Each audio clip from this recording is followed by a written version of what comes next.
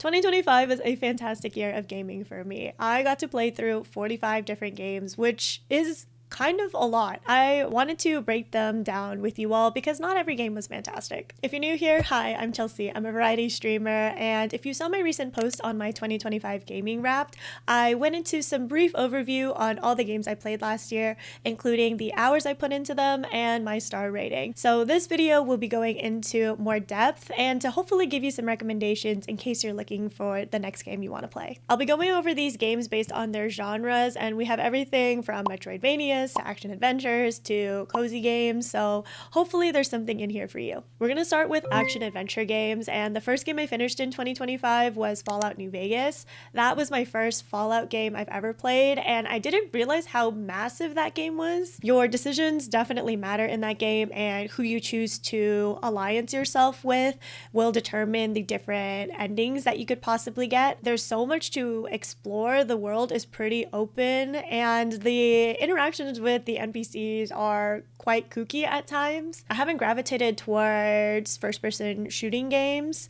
all too much, but I think because this one was mostly narrative-based, it felt a little bit more approachable for me. Up next is God of War and God of War Ragnarok, which I'm a huge Norse mythology fan, so it was really interesting to get to experience some of the stories that I was familiar with, but in the setting of a game. I hadn't played the original trilogy of God of War games, so this was my first introduction to Kratos and his storyline, but I don't think it was really necessary to play through the older games. I loved the combat mechanics for this game and getting to play with different weapons, having Atreus be a useful sidekick character too was really cool. I also thought Ragnarok was an excellent sequel that really built upon things that were established in the first God of War game without feeling like you were completely starting from zero for whatever random reason. Especially the combat mechanics felt like a really big enhancement, and also just like little things like the UI for the menus felt a lot more intuitive compared to God of War. Next is Sekiro Shadows Die Twice, and I truly believe that this game transformed me as a gamer. There was a pre-Sekiro version of me and a post-Sekiro version of me, and I really truly thank this game for granting me patience. Sekiro is a samurai game with some pretty punishing combat sequences, and I will admit that I often button mash in stressful situations, but this is not a game where you can do that. It does require you to actually watch and react to enemies in order to not just get your ass kicked.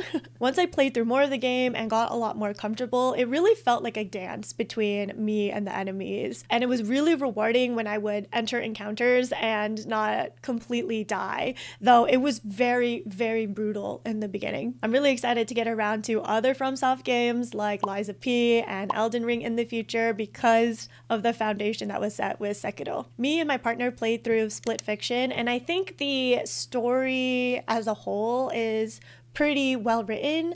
Even if it's not necessarily my favorite game, I felt like it was truly an homage to so many different genres of games. There's a lot of Easter eggs and references to different gaming genres. You play with different perspectives, and it's not very technically challenging, so I think it's a great introductory game to play as a duo. I also finally got around to playing BioShock Infinite and really loved it. I think between BioShock 1 and Infinite, I prefer Infinite more, just because it's a lot less of a spooky, tense environment. I feel like this game still holds up now in this like current political climate because of the religious connotations that are the foundation for this game. Playing this game and then also watching the newest Knives Out movie, Wake Up Dead Man, has like a very interesting cultural relevance that is kind of uncanny, and it's kind of weird because that game came out like 10 years ago. The next category of games are indie games, and I felt like 2025 was an excellent year for indie games. We got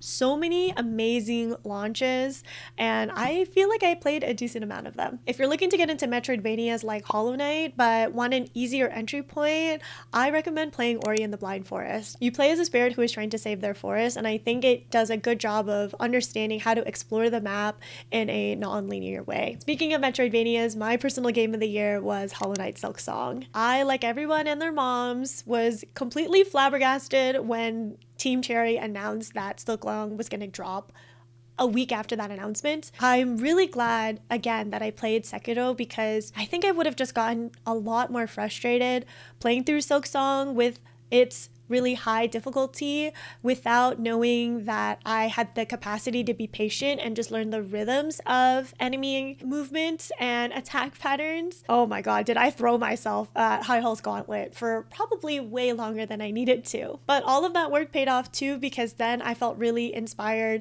to, one, persist through Act 3, and two, go back and try to get the speedrun achievement. So if you want to see how my run went, then check this video out. It's been a couple months since I last played Silk Song, but I'm kind of itching to get back into it and even attempt a Steel Soul run.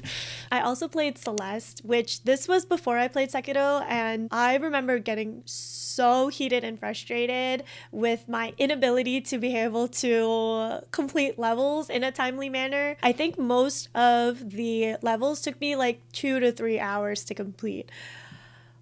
And I only did the A sides. I think I attempted a B side and immediately gave up. So it would be interesting to go back to it. Blueprints is a game that I have a love-hate relationship with. I don't know why when this game initially came out, I got it in my head that it was going to take me around 20 hours to complete, which is absolutely not true. I am almost 90 hours into the game and there are still some puzzles I have yet to solve. But for some context, you play as Simon, who has recently inherited his great uncle's estate. But the catch is that he has to reach the 46th room of a 45-room house.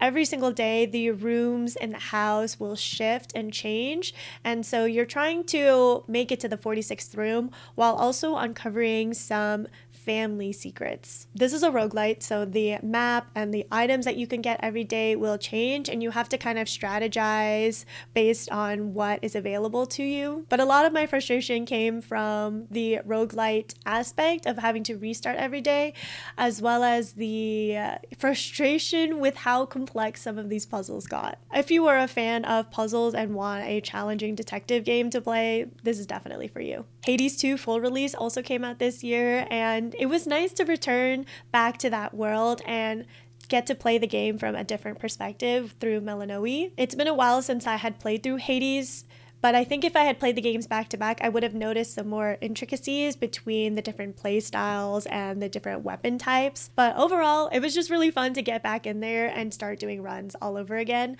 I have completed the main storyline, but there's still a lot of post-game things and relationships that I need to develop in order to really uncover everything. Finally, I played through Clair Obscur Expedition 33, which I am still emotionally distraught from the ending of that game. I know this game has been really polarizing with its sweep at the Game Awards and its minimal use of Gen AI in the development process, and I think a lot of that honestly comes from haters. I know this game isn't for everyone if you're not a fan of turn-based RPGs, but if you can shut out all of that noise and just play the game for yourself, it's one of the most beautiful and heartbreaking stories in a game that I've ever played. The next category of games are jrpgs, and first up is Sea of Stars. I don't know if this technically counts as a Japanese RPG, but it is a turn-based RPG, and I think a great introduction to turn-based RPGs as a whole. I played this on my Switch, and I felt like it was a perfect handheld game where you play as two solstice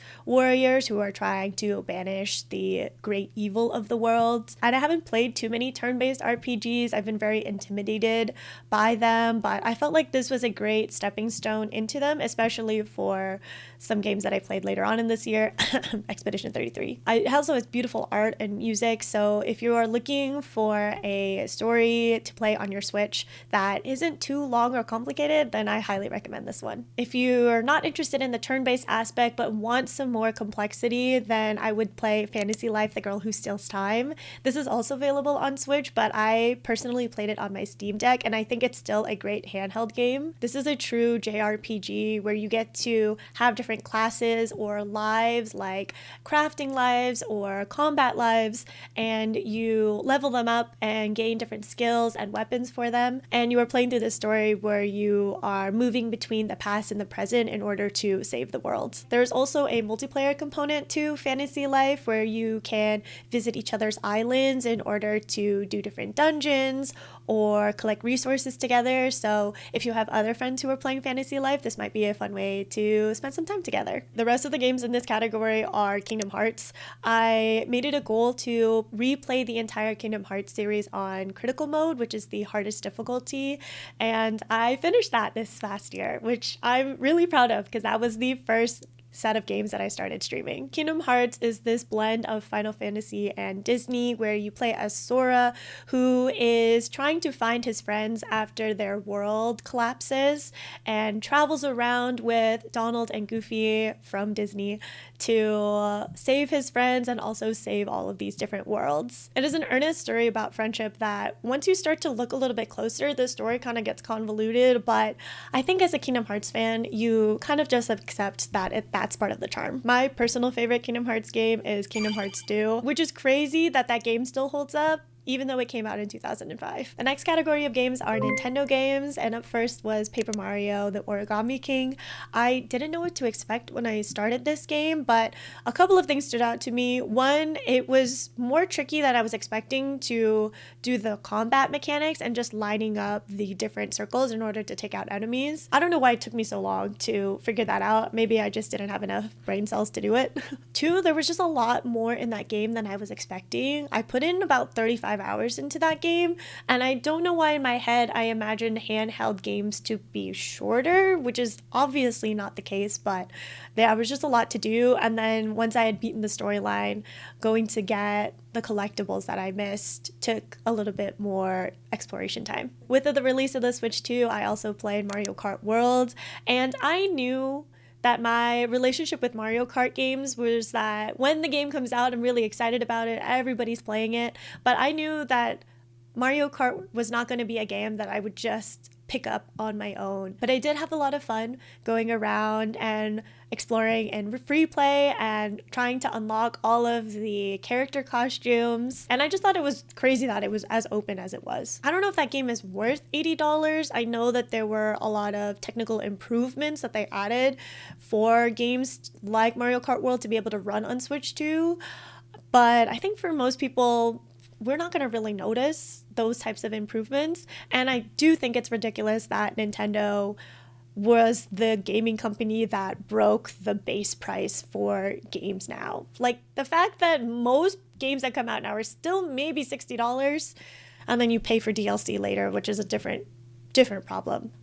Yeah, it's just a little crazy. I also played Luigi's Mansion for the first time. I started with Luigi's Mansion 2, and I'm glad that I did that first because it gave me a sense of the world building and the mechanics and just the general story for those games. But it definitely feels a lot older and clunkier. So when I got to Luigi's Mansion 3, I was just having a blast. And I think it's one of my favorite Nintendo games that I've played in recent memory. There were so many cool level designs in Luigi's Mansion 3, and every time we got to a new floor of the hotel, I could not believe that the new theme for that floor just felt so different from everything we had played earlier. I played a little bit of Kingdom Hearts Melody of Memory, which is a rhythm game that recaps the entire Kingdom Hearts story, and then at the very end is supposed to give you 30 minutes of like new content. But honestly, I could not get through it. I just could not figure out the rhythm mechanics for this game, that it just felt like I was being punished for reliving the entire story again, which I had already played through all of the other Kingdom Hearts games. So like, I have the story in my head roughly. And so I think I'm just going to watch the cutscenes on YouTube. I also got around to Donkey Kong Bonanza, which I was not initially going to play because I don't have any history with the Donkey Kong series. But when I heard that the development team who made Bonanza was the same that made Super Mario Odyssey, I was so much more inclined to play. I loved Mario Odyssey, and so when I started playing Bonanza, I felt like I was returning home, but I was very intimidated by the prospect that you can destroy everything in that game. And as somebody who likes to collect everything, the idea of having to destroy entire maps just to find everything was really overwhelming for me in the beginning, until I realized that there were like skills you could have to basically echolocate all of your collectibles, and that I didn't actually have to destroy every little piece of ground in the map. I had folks tell me that there were Easter eggs and callbacks to older Donkey Kong games, and now I'm interested in going back and playing some of them. Up next is cozy games, and to start we have Fields of Mystria. I love Fields of Mystria, and I feel like it is the closest cousin to Stardew Valley without being a carbon copy or trying to imitate it. It has its own storyline. It has a 90s anime art style. It is a farming sim where there's a town that you can interact with the villagers and develop relationships with them. But I think it really expands on some of the things not included in Stardew Valley, like a more robust cooking, crafting, recipe discovery system. The mining and combat systems also feel a lot different and has more of a storyline than just like showing up to a town and becoming wealthy as a farmer. I also fell in love with Discounty this year, which is a grocery store simulator set in a town that is slowly declining, and you are kind of there to help revitalize the town and inspire its citizens. It has a very quirky sense of humor, and it has an endpoint unlike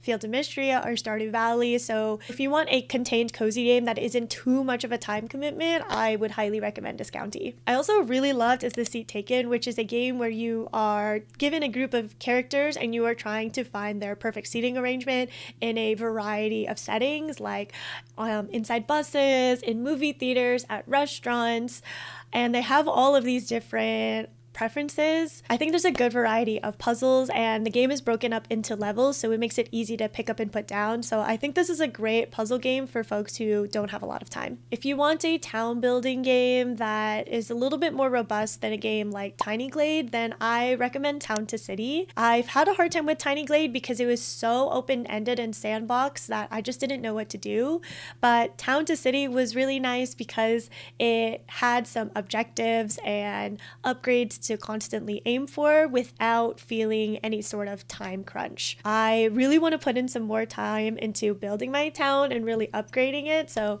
hoping to get around to that soon. Last but not least is Tiny Bookshop, which is a game where you are the owner of a mobile bookshop and you visit different places in town to sell your books and give book recommendations to people who need them. This game has really inspired me to get back into reading and has actually been the influence for me to add more books to my TBR just based on the descriptions. But I feel like this game is a little bit too slow for me. There are objectives that you're trying to accomplish, but it feels like a lot of work to get there personally. I have about 15 hours in this game now, and I do want to get back to it, but I think I need things that are a little bit more stimulating. Up next are going to be co-op games, and my favorite by far has been Peak. Peak is a game where you are a scout who has crash landed on a deserted island, and in order to get rescued, you have to climb to the tallest peak. You will find abandoned suitcases filled with tools to help you on your climb. You can forage for wild food, and honestly, this game is completely wacky and ridiculous with friends. So yeah, if you have friends, please play this game with them. It's going to be absolute chaos. I also played Party Animals, which is a battle royale style game where you're trying to punch and knock out everyone and be the last survivor. I think my favorite mode in this game has to be soccer, because it just feels completely unfair. I played a little bit of Repo, but I am not so much of a horror or spooky game kind of person, so I definitely felt like my friends were carrying me through this game. I played a little bit of RV There Yet, which is a simulator game where you and your homies are driving your RV out of a national park, and hijinks ensues. That's basically it. I played a ton of Golf with Your Friends, which is a mini golf game, and if you play this game, be sure to turn collision on so that you can hit your friends out of their shots. Finally, I played some levels in Escape Simulator 2, which is an escape room simulator that you can play online. I am a huge escape room fan, so it's just really cool to be able to not have to go into a random room and be locked in there and just get to do that digitally with friends. The next category of games are just kind of leftovers that didn't really fit into any of the other categories. There are a couple of spookier games as well as some really random indie simulator games. First up is Crime Scene Cleaner, which is like Power Wash Simulator but for the mob. It was really satisfying to clean up blood in these really wacky environments, and I just had a blast playing this game. It was very relaxing for me. I also played through the entire Little Nightmares trilogy, and I am not a fan of spooky thriller horror games. And I know that these games aren't really that scary, but they were scary to me. So I really just felt tense through a lot of them, but they are a platforming game. My favorite out of the bunch was definitely Little Nightmares 2, just in terms of story. I did play Little Nightmares 3 with a friend, and that definitely made the spooky atmosphere feel more bearable. But overall, it just wasn't really for me. But I'm glad that I played them. I played a random game called Unfair Flips where you are flipping a coin trying to get 10 heads in a row. And it honestly is just kind of mesmerizing. It doesn't sound really interesting on paper, but you can't help but feel the rush when you start to get more than 5 heads in a row. I also played a game about digging a hole, which is exactly what it sounds like. And we played this game while I was on stream watching the Game Awards. And yeah, it was pretty mindless and satisfying at the same time. The last category of games are mobile games, and starting off we have Pokemon TCG Pocket. This is a game I've been playing for over a year now, and I think the only reason I've been able to keep up with it is because I have friends who play. There is a dopamine rush that comes ripping open a 10-pack and seeing how many full art and shiny and immersive cards you may or may not get. And I think because I'm been playing since near the beginning of the game's launch, I am now just really motivated to keep up with completing each card's deck. In October, I got the new iPhone and it came with a 3-month free subscription to Apple Arcade. So I've been trying out games on there. Ones that I've been playing most have been Cooking Mama Cuisine, which really feels like the original Cooking Mama games on DS. I've been having fun just playing that game and having something to do on my phone that isn't doom scrolling. The other mobile game I've liked on Apple Arcade is Mini Metro. I'm a huge fan of Mini Motorways. That was one of my games I played a ton of during lockdown, but I don't know why I never got around to Mini Metro because it's been around for just as long. But Mini Metro is a game where you're connecting different subway stops and trying to find the most efficient route without having your passengers wait too long. It is a game that is quite slow and peaceful to start, but rapidly increases in chaos and difficulty, and there is a decent amount of strategy that you need in order to play. That is every single game that I played in 2025. If you've made it to the end, please leave a comment with the trophy emoji and let me know what your favorite game of 2025 was. I would love to know. Thank you so much for watching, and I'll see you in another video. Bye!